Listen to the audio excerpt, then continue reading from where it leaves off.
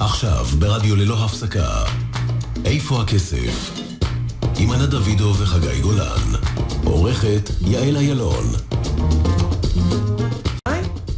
נדבר בפינתנו צרכנות ופיננסים על כל הטעויות שאנחנו לא יודעים לקרוא כשאנחנו יוצאים לפנסיה, בכל מה שכתוב לנו שם באותיות הקטנות, ומה בעצם עושות כל החברות שמנהלות עבורנו את הכספים האלה עשרות שנים. בסוף כשיוצאים, בשורה התחתונה, כנראה שמסתתרים כל מיני דברים. שלום ארז דיין. שלום רב. מייסד פוליסי צ'ק. מה אנחנו צריכים לדעת, איך אנחנו צריכים לדעת ללמוד לקרוא טעויות?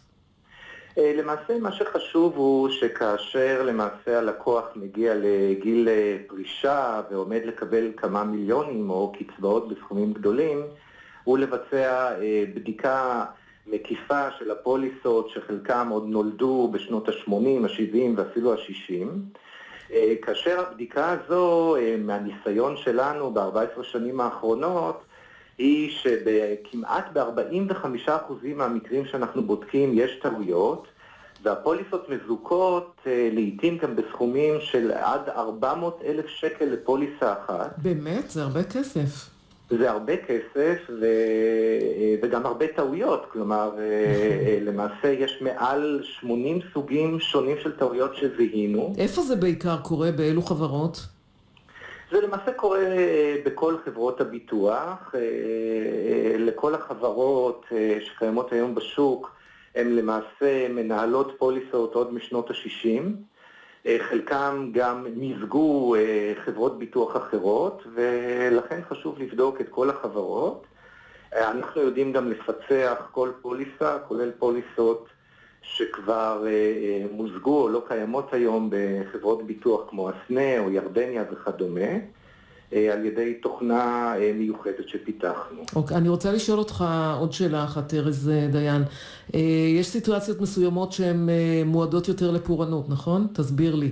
כשאנחנו בודקים מה קורה שם, כשיוצאים לפנסיה, במהלך החסכונות שלנו, במהלך השנים, איפה בדיוק הנקודה שבה צריכים להיות יותר רגישים למה שכתוב שם?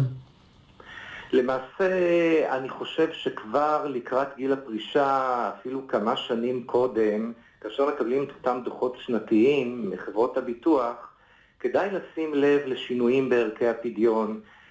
אנחנו בפוליסי צ'ק עדים בזמן האחרון למצבים שפוליסות פוקעות ומעריכים אותם כמוטב שלא הותר, למרות שהלקוח בקשר עם חברת הביטוח, ואז הוא נפגע בריביות ובמקדם הקצבה.